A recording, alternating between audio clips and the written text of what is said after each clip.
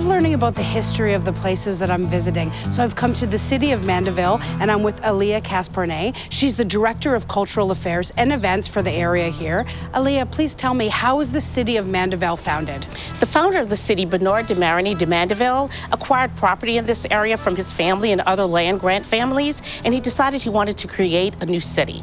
He hired a local surveyor to lay out the plan, and he had his first public auction in February 1834. He invited his friends to come over and sold them on the idea of building summer homes here to escape the New Orleans summer heat. That's so interesting. Can you tell me about this historical QR code trail that you've helped to create in the city? Yes, the city of Mandeville has lots of historic landmarks. We wanted to preserve that history, and we wanted to do it in a way to engage the community. So we put QR codes on markers, and we let the buildings tell their own stories.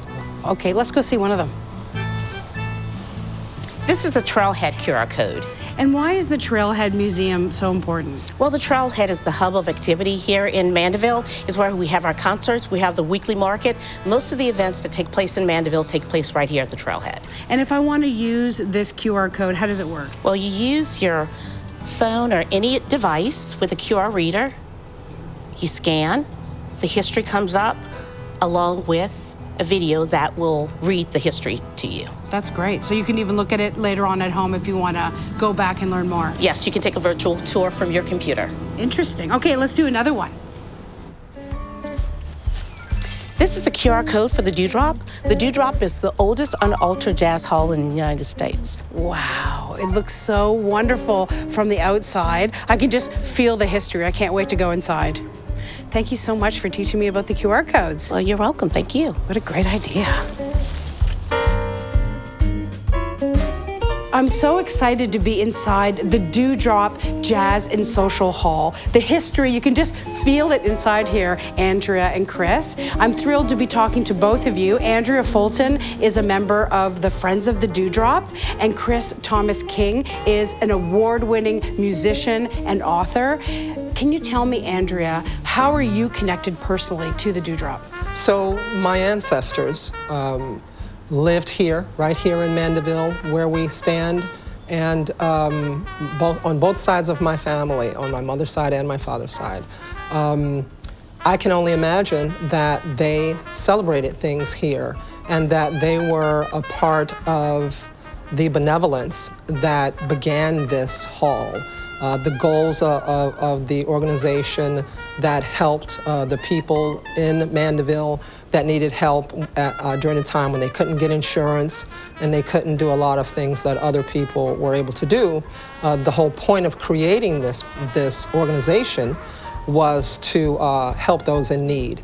And so, so to be connected to that, not only through my ancestors, but specifically through a cousin of mine who owned this place at one time, that's an incredible inspiration for me, and it makes me very proud. Absolutely. And Chris, you're a musician and an author. Tell me what it's like to play here, because I understand you've actually played in the Dewdrop.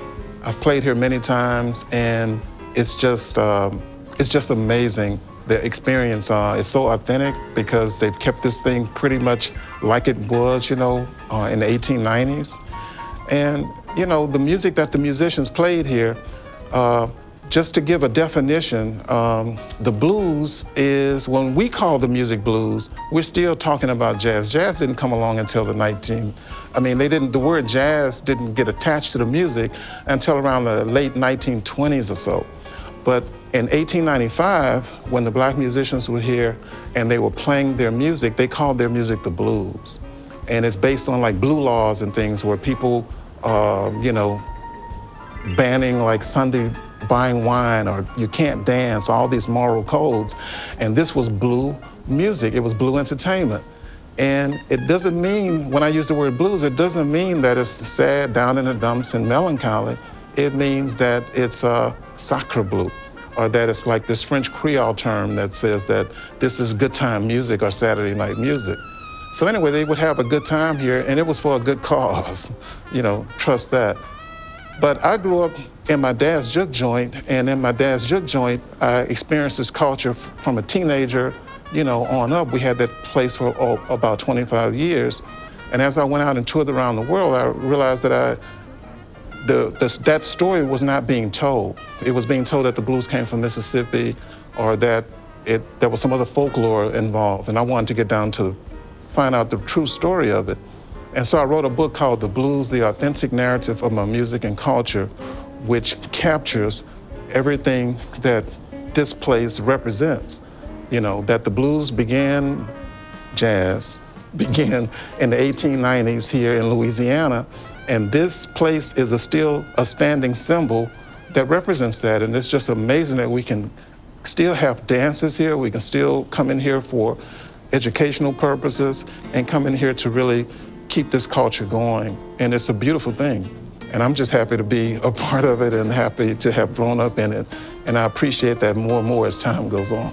Thank you so much for spending time with me. And I'm just thrilled that this place is still standing and we can enjoy it and even imagine what all of those people celebrated and continue to celebrate. Thank you.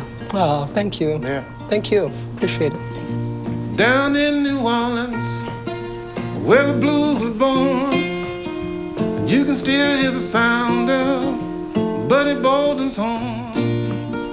From the back of town down to Esplanade, form a second line and join my parade.